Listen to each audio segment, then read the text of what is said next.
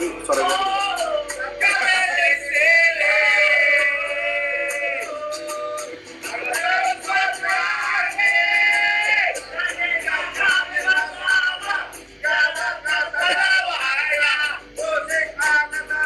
Serentak ada.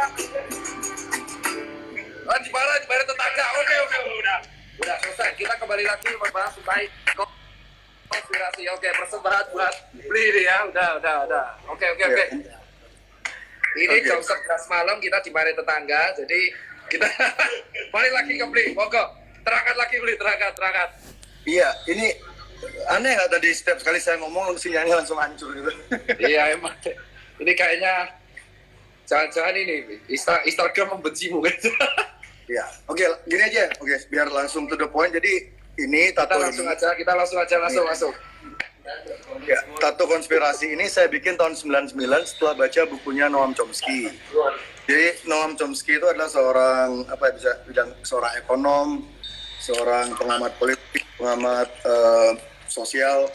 Tapi bukunya itu berat banget dan intinya di buku itu dia menjelaskan kalau di dunia ini tidak ada yang namanya kebetulan. Jikapun itu ada kebetulan, itu adalah jikapun ada sesuatu yang terjadi seolah-olah itu kebetulan, itu adalah dibuat seperti kebetulan. Okay. Jadi dari dulu saya percaya jika ketika balik ke persoalan yang simpel tadi, di lingkar pertemanan kita yang paling kecil pun itu pasti ada konspirasi. Ya. Oke. Jadi nggak mungkin banget di skala global yang melibatkan profit banyak banget ini, nggak mungkin nggak ada konspirasi. Itu pijakan logika saya. Nah, ketika saya melihat COVID ini, awalnya saya sempat percaya. Jadi awalnya saya sempat percaya berapa hari gitu jika ini virus ini memang dari Cina, dari binatang segala macam. Karena ini kan diberitakannya seperti itu. Tapi ketika saya coba cari informasi dari sumber-sumber lain di luar mainstream media, saya banyak menemukan fakta-fakta yang menyimpulkan kebalikannya gitu loh. Jika virus ini adalah man-made atau dibuat oleh manusia, jika COVID ini adalah sebuah skema dan mungkin ada hubungannya juga dengan kasus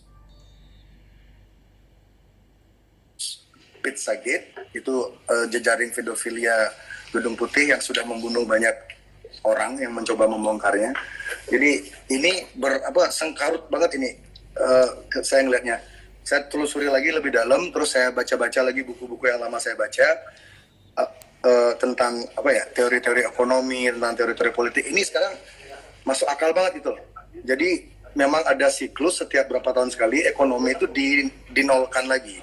Ekonomi itu di restart lagi. Kenapa begitu?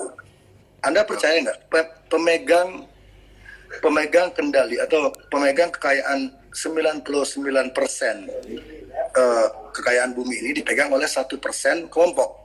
Itu sudah terjadi sejak dulu. Si Rosel. Iya, teman-temannya mereka lah, 1%. Saya bilangnya 1%.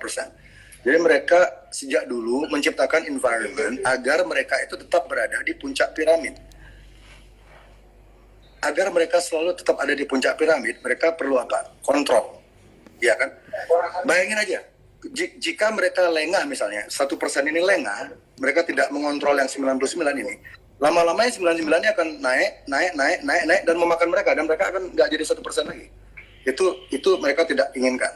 Makanya ketika mereka melihat ada kan mereka punya tuh parameter politik, mereka udah punya banyak, ada think tank-nya tuh udah gede banget.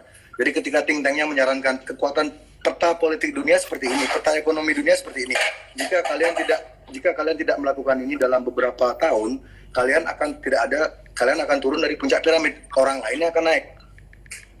Itu tidak diinginkan, karena sejak awalnya adanya peradaban ini, sejak awal adanya ilmu hukum moneter, teori moneter perbankan, itu mereka yang menentukan semuanya. Kenapa harga? Kalau beli C berarti, tapi secara umum percaya nggak sih kalau COVID itu ada? Percaya. Percaya, berarti COVID ada? Percaya. Terus COVID ini berarti menurut BC berarti man-made ya? Menurut saya man-made. Dari laki-laki beli. Laki-laki. Menurut saya. Terusin. Menurut Oh. saya COVID ini man-made. Ya. Terus? Dan apa namanya? Balik tadi kemana tadi? Kita sampai di mana tadi? Terakhir. Sampai itu puncak piramid terus Oh, iya. COVID man-made ada. It's all about control. Dan kawan-kawan tolong yang menonton ini tolong jangan rasis. Ini bukan masalah perang antar negara. Ini bukan masalah perang antar ras. Elit global ini sengaja menciptakan ilusi jika ini adalah sebuah pertempuran antar negara atau antar ras. Mereka sengaja menciptakan ilusi itu agar mereka lebih gampang mengontrol konfliknya. Itu loh. Jika kamu, makanya sekarang kan banyak bilang, oh ini ulah Cina, ini ulah Israel, ini ulah Amerika. Buang dulu stigma itu. Ini sekumpulan 1% ini mereka nggak punya nationality. Mungkin di paspor mereka ada nationality, tapi mereka tuh jiwanya mereka tuh nggak punya jiwa kebangsaan, tidak punya jiwa nasionalisme, tidak. Mereka tidak beda, level pemikirannya beda. Mereka tuh ngelihatnya tuh bumi ini sebagai sebuah ya bumi tempat punyanya. Ya kalau bahasanya Lady Gaga apa global citizen lah gitu. Jadi mereka tuh tidak mengenal batas negara, tidak mengenal batas agama. Ada positif negatifnya kan. Kalau kita ngambil sisi positifnya, ya manusia tuh semakin mengikis perbedaan. Kalau perbedaan tuh semakin terkikis kan kemungkinan konflik itu berkurang. Tapi kalau kita melihat sekitar negatifnya, jika manusia itu seragam, maka akan ada beberapa kelompok yang dengan gampang memanfaatkan atau mengontrol kita dan mereka mendapatkan keuntungan. Sementara yang yang kebanyakan orang akan dimanfaatkan aja karena kalau kita ada seragam, misalnya kita sudah dipakai microchip semua, kita dipakai vaksin semua, kita seragam semua. Udah pasti ada yang kontrol dong. Nggak mungkin kalau kita semua seragam tuh nggak mungkin nggak ada yang kontrol. Dan yang kontrol tuh pasti orangnya itu aja. Tapi kalau misalnya kita tetap dibiarkan berbeda-beda, tiap negara tetap dibedakan tumbuh dengan gayanya mereka sendiri, dengan sistem ekonomi mereka sendiri, ya itu akan berbahaya bagi 1% ini. Makanya mereka tuh sangat mereka tidak suka dengan yang namanya demokrasi. Mereka tidak suka dengan yang namanya population growth. Jadi yang belum tahu ya, Bill Gates, mungkin yang ini bagi yang belum tahu ya, Bill Gates itu bukan seorang komputer nerd yang mulai dari nol. Dia itu bukan seorang komputer nerd yang mulai dari nol. Ayahnya dia sangat dekat dengan Rockefeller. Ayahnya dia sangat dekat dengan Rothschild. Itu bisa dicari di buku-buku sejarah. Jadi dari kecil, Bill Gates ini sudah didesain oleh lingkungannya untuk menjadi seperti dia sekarang. Sudah diproyeksikan. Dia tuh bukan yang punya Microsoft loh. Dia tuh cuma co-founder. Dia tuh punya duit, dia beli lisensinya, dia beli kepemilikannya, dia jadi bagian dari Microsoft. He's a fucking businessman. You know, bagi yang belum tahu ya, Bill Gates is a fucking businessman. Dia bukan malaikat, dia bukan dokter. Ini makanya kemarin saya emosi sama Mas Tirta tuh, Mas Ipeng tuh ketika Mas Ipeng ngomong ke saya, beli jangan ngomong hal yang di luar Kapasitas. Aku langsung ngelihat ke Bill Gates loh. Anjing, seluruh dunia dibikin panik masalah kesehatan sama orang yang bukan dokter. Bill Gates lulusan dokter mana? Nggak ada. Tedros, bosnya WHO, dokter mana? Nggak ada. Tedros punya rekam jejak yang kotor. Dia pernah bikin kasus di Ethiopia. Bill Gates vaksinnya banyak yang gagal di India sama di Afrika. Kenapa kita dikontrol sama dua orang yang bukan dokter dan semua dokter dengerin dia? Kita udah gila apa gimana? Dokter yang sebenarnya tuh nurut sama orang yang punya duit, yang kebetulan bisa membiayai riset. Jika Anda, saya tanya pertanyaan psikologi ya ke orang-orang ya. Jika Anda percaya nggak kalau orang psikopat itu ada, percaya nggak? Pak Mas Ipen. Gimana? Psikopat itu ada nggak dalam kehidupan Orang psikopat. Orang psikopat. Ya. Kalau di dalam tanah orang, maksudnya di kelainan jiwa sih mayor mental ada, gangguan mayor mental. Oke. Orang serial killer termasuk psikopat atau Dia jujur, kalau orang serial killer jujur aja kalau dia mati dia memiliki hampir semua sih ada kelainan mayor mental mereka, kelainan mayor mental. Gitu. Ada yang juga disebut schizophrenia, ada yang bilang bipolar, ada yang bilang maniak gitu. Iya, betul. Psikotik. Jadi orang-orang dengan masalah kejiwaan kayak gitu ada di sekitar kita dong berarti. Ya, emang Pak. Ya. Bayangkan sekarang, serial killer aja ada. orang pemakan kanibal aja ada. Kenapa milioner atau triliuner yang punya duit banyak banget, dari mana kita tahu mereka tuh nggak punya sifat-sifat kayak gitu? Gitu. Apa jaminannya orang-orang itu memang benar-benar lurus, sementara rekam jejaknya sudah banyak menunjukkan keganjilan? Kalau kamu mau, dan yang membuat nama mereka selalu bersih adalah balik lagi ke musuh bersama kita tadi, mainstream media. Mainstream media selalu melindungi image orang-orang ini. Kalau kamu ketik di search engine ya, di Google dimanapun, kamu coba cari dirtnya, you try to dig cari kasus-kasus lama mereka tuh, susahnya minta ampun Mas, susah banget. Karena sudah ditutup oleh ribuan berita bagus tentang mereka. Contoh. Hidro, ini kita balik ke konteks ini ya, konteks ke kasus COVID ini ya. Hidrokloroquine, itu contoh.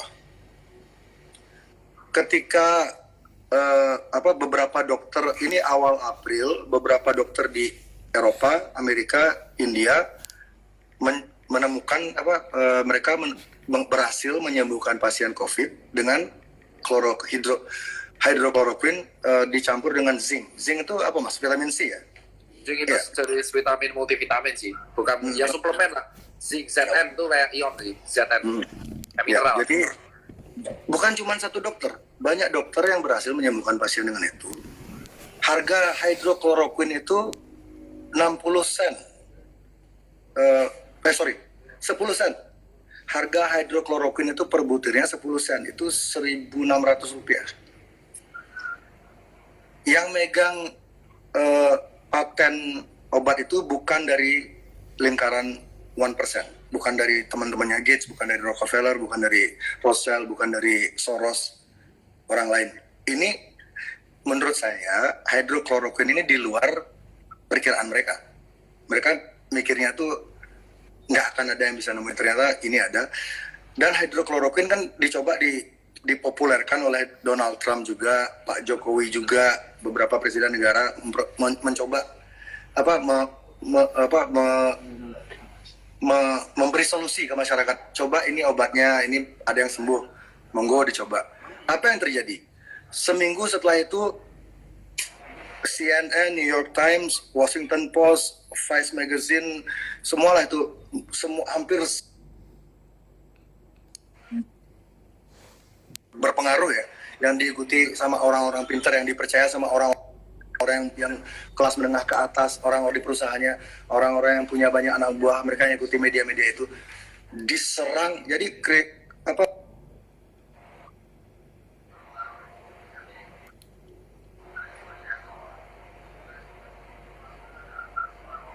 Buset, bentar, gak ada suaranya lagi ketika dia bahas CNN. Ada suaranya nggak? Ini aku bandingin bentar. Ada suaranya nggak? Nggak ada. Gila, ini kebetulan apa cocok logi ya? Tiap kali beli, suaraku doang kan yang ada? Tiap kali beli jerek ngomong media mainstream pasti hilang. Bentar, hilang. Aduh. Wah gila sih, itu antara kebetulan. Ini lagi dengerin ya, kalau aku tipenya pendengar ya, jadi dengerin dulu apa yang diceritain baru aku bisa bertanya dan membantah.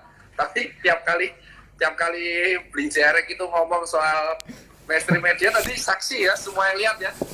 Pas ngomong itu ya media tadi langsung hilang coy. Hilang suaranya. Gila, coba. Sumpah cok. Gokil. Tapi mumpung lagi ini di live, aku mengucapkan terima kasih ya. Kita nunggu lagi jerek. Gila.